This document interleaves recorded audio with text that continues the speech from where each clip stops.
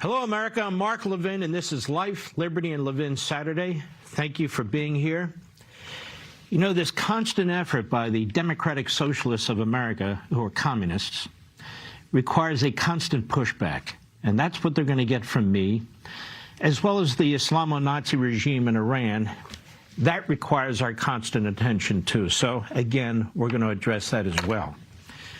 You know, many of these Marxist elites and scholars and intellectuals and activists, they've substituted Marxism for religion.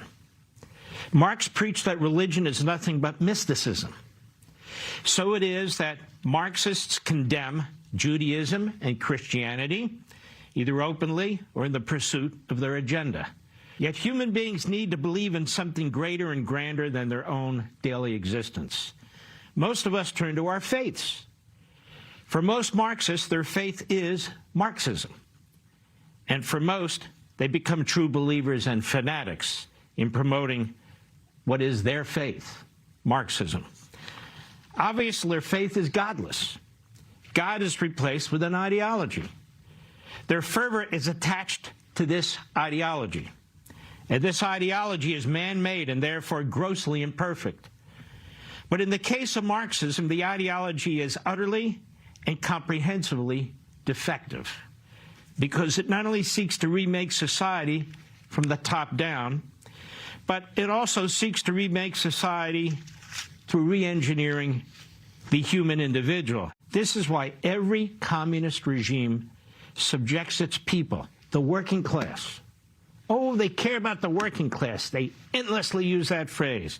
They subject them to horrific forms of servitude, thought control, and group identity.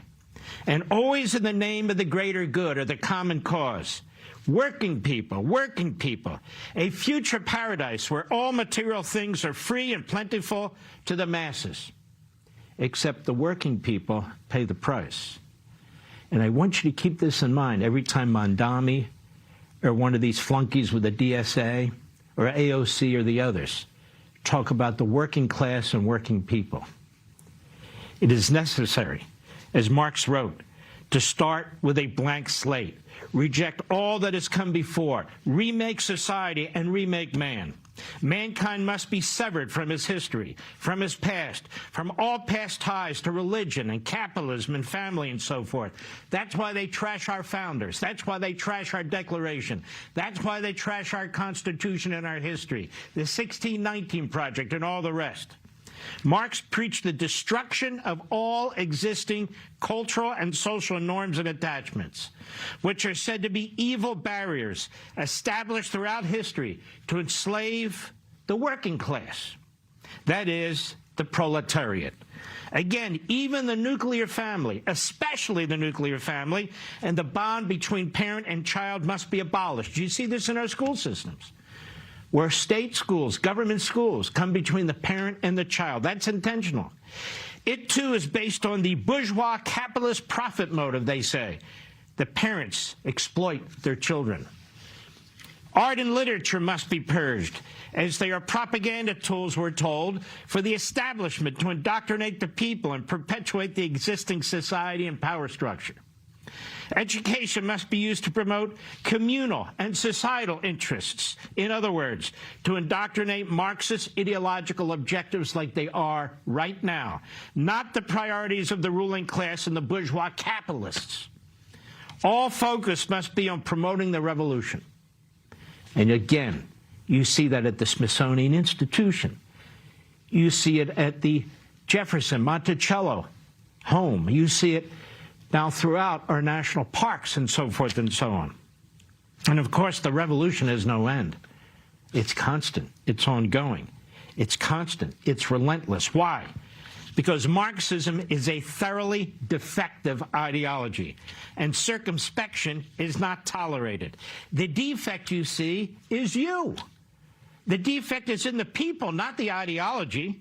The people must be forced to serve the ideology and, in turn, the state, which inevitably is violent, impoverished, a police state where there's no way out for the individual, no way, short of a counter-revolution, of course. Equality without liberty is slavery in one form or another. Let me repeat that. You hear them talk about equality. Equality without liberty is slavery. And what about slavery of the mind? What separates mankind from all other creatures? The ability to reason, to retain knowledge and put it to use. Experience. But for each individual, not only does none of this matter, according to the Marxists, but it is also a dangerous challenge to their ideological straitjacket. That is Marxism. The cause, the greater good, the common good, the eventual workers' paradise compels conformity, uniformity, obedience, acquiescence, and submission. Look around the world. Look at these communist regimes. That's what they're all about. They're all about to enforce a centrally planned economy. The state controls the resources, the media, and private property. Well, listen to Bernie Sanders and the rest of them. The state's power is constantly expanded and inevitably leads to totalitarian rule. Free housing, no debt, health care for all, and on and on and on. There is a massive coercion in pursuit of radical socioeconomic re-engineering. The elimination of market incentives and private property result in economic dislocation and stagnation, and the lack of basic goods and necessities of life, from food, housing, medical care, you name it. Well, they campaign on the opposite. Marxism is said to be the final stage of human history and existence. It's the final stage. It's the only one that has a definitive endpoint for humanity. It is said to resolve the root cause of all previous societal conflicts: class struggle, by abolishing private ownership of the means of production and creating a classless, stateless society, a state of permanent equality and cooperation. And the all-powerful centralized police state will simply disappear. It'll simply disappear because it will no longer be needed. Tell me, where has that ever happened? Never, and it never will. The Marxist revolutionaries never win over a majority of the population or even a plurality. It starts with a relatively small band of committed revolutionaries who eventually attract 25 to 30% of the population. China, Russia, Cuba had a basic handful of guerrillas. They exploit the imperfection of existing institutions, as all institutions are imperfect because all human beings are imperfect. And the dissatisfaction of various individuals and groups of individuals with grandiose promises and alluring visions of birth-to-death utopianism. If only the individual will surrender more of his liberty and security to the cause, surrender more of his property to the cause, if only the individual will become a worker for the cause, if only the existing societal structure and economic system are abolished, can the way be made for human dignity and equality, they tell us. This is the ideology on which the Democratic Socialists of America, Bernie Sanders, AOC, and the Islamists, numerous other Democrats, base their politics. And like Marx and communist revolutionaries and leaders in the last over 100 years, their focus is on what they call, again, the working class, the working people. They can't really define it, but you are expected to believe you're one of them. Yes, I work. You know, I make an income, I'm satisfied, but I think I'm part of the working class. The 100 million people who died in the hands of communist regimes, from China, Russia, North Korea, Cambodia, to Cuba, Nicaragua, Venezuela, and beyond, were working people. They say they look out for the working people. They impoverish the working people. They enslave the working people. They kill the working people. Nearly 100% of those slaughtered by these communist regimes were average working people. They were starved to death, executed in large numbers, murdered because of their religions or ethnicity or political beliefs, or they were farmers and teachers and civil servants, etc. 100 million working people murdered. You don't care about the working people.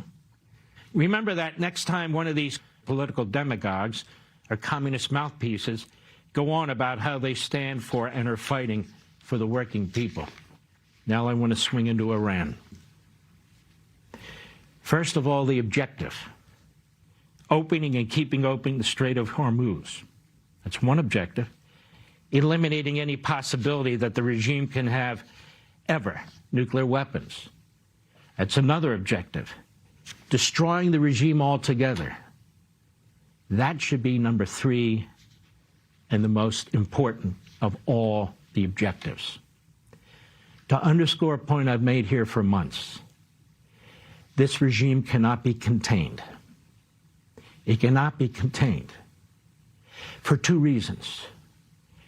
They exist to kill, and they will not be contained, and because we don't have the will to contain them other than this president. The Democrat Party has nobody in any leadership position or potential leadership position who has the will to contain, to use military force against this regime. None. And you can see that even most Republicans don't. And so at the end of the Trump administration, containment won't be on the table either. So first, I want to thank our president on behalf of millions of us, millions of fellow Americans, for having the guts to directly deal with the Islamist Nazi regime in Iran. There are political and economic consequences for every historic and significant decision a president makes. And I am confident that in the end, President Trump will be judged as one of our greatest presidents for numerous reasons, but especially this courageous undertaking. And it may take time, context, and perspective to understand how extraordinary the president's actions are and how heroic they are under the circumstances, since it seems that every element of our society, except for you, Mr. and Mrs. America, are objecting to him doing what he's doing, which must be done. The Iranian regime ideology shares much in common with the Marxist ideology, which I just spoke about, but it seeks not merely to control Iran, but the entire world, as communism does. The ideology is built on a religious doctrine that compels its adherents to destroy all obstacles or opposition to its imposition of a fundamentalist Islamist ideology on all societies, on the entire planet, whether that involves conquering one society after another, or it involves obliterating one society after another, which is the president's point. If they had a nuclear weapon, they would use it. They would use it. Again, as I've said before, they are suicide bombers who want a nuclear weapon. This is why it seeks nuclear weapons and intercontinental ballistic missiles to reach our country, all of Europe, and every corner of the planet. The Iranian regime is not interested in coexistence. It's not interested in a permanent cessation of military operations or terrorism. It exists for it. It is difficult for Westerners to understand or accept this. But the regime exists to kill and die killing those who do not conform. It does not fear mutual assured destruction. It seeks a catastrophic confrontation with unimaginable human carnage. That's what it wants. It is considered a cleansing and purification of humankind, paving the way for the 12th Imam. And the 12th Imam will bring heaven on earth if all is destroyed before it. There's no containment. There are no deals that will honor. Negotiations are a tactic, a delay tactic by them. There can be no defeat. The goal is survival until the enemy, the West, and all non-believers are eliminated. This is why the president was so right when he took on this regime and insisted that they have no nuclear weapons, despite all the appalling opposition. This is why he's right to use our military power and those of willing and powerful allies, like the Israelis, to confront this evil, suicidal, mass-murdering regime. To understand this is to understand that this is not only a noble undertaking, but this is an undertaking that is intended to promote peace and tranquility and security and protect the civilized world from this cancer, including you and your children. Now, there was a great debate last week among the isolationists, the Islamist Marxists in Congress, the woke right, neo-fascists who who continue to condemn the state of Israel. A little nation that is aligned with us, that has fought side by side to support democracy, to protect the Holy Land. The hate for this country and for its leader is so disgusting and unbelievable. So I wanted to make a few quick points. First of all, the Israelis are not welfare recipients from our country. Israel routinely upgrades American-supplied hardware, adapting generalized U.S. platforms for its specific regional defense requirements. And these modifications, which the U.S. military frequently adopts, includes advanced active protection system, electronic warfare suites, software upgrades for stealth fighters, and AI integration to optimize battlefield coordination and target acquisition. What's all that mean? Let me give you some examples. Active protection systems. Israel developed the Trophy Active Protection System, which the U.S. military has adopted for its M1 Abrams tanks. Trophy uses radar to detect incoming anti-tank missiles and fires a countermeasure to destroy the threat before its impact on our tanks. Fighter aircraft electronics. Israel extensively modified American aircraft like the F-15 and the F-35. For the F-35 Adir, Israel developed custom Lockheed Martin software overrides and weapons integrations, allowing the use of indigenous electronic warfare systems and custom munitions, which it has shared with us. Targeting and avionics. Israeli firms like Elbit Systems have produced advanced helmet-mounted cueing systems and targeting pods that enhance the night and all-weather capabilities of American-made jets and helicopters, which we now use. Artificial intelligence and battlefield networking. Israel implemented the Fire Weaver system, an A1-powered tactical coordination network that the U.S. Army has studied to enhance real-time target acquisition and optimize engagements. Soldier survivability. Israeli field-tested medical innovations such as the emergency bandage, also known as the Israeli bandage, have been heavily integrated into U.S. combat medical kits. And I could go on. Meanwhile, I got to thinking, we have a whole ton of bases in the Middle East, not one in Israel. They're all in these Arab countries. And nobody ever talks about them, how much they cost, our troops that are in these bases. I'm not arguing against them. I'm arguing that the American people ought to know about them. Qatar, the Al Udeid Air Base, the largest U.S. facility in the region, hosting roughly 10,000 troops, serving as a forward headquarters for the U.S. Central Command. Bahrain, naval support activity, home of the headquarters of the U.S. Naval Force Central Command. Kuwait, Camp Afajan, forward headquarters for U.S. Army Central. Ali Al-Salam Air Base, a key aerial operations and staging hub. Camp Buring, a major training and staging facility. The UAE, Al Dhafra Air Base. These are our bases, a crucial installation supporting U.S. Air Force combat, reconnaissance, and refueling operations. Saudi Arabia, the Prince Sultan Air Base, hosts significant U.S. Air Force assets focused on regional air and missile defense. Jordan, an air base there, an important hub for intelligence, surveillance, and regional security. Iraq, we have 2 air bases there. Oman, strategic refueling and logistical support location. And we have a vital port of call there that regularly hosts U.S. aircraft carriers. The U.S. doesn't maintain independent, large-scale sovereign bases in Israel. There's an early warning radar system with 100 of our troops monitoring it on an Israeli base in the Negev desert. So I thought people would want to know, we have a major, if not massive, infrastructure of our military in the Middle East to protect us and to protect the Arabs. I thought you'd want to know. We'll be right back.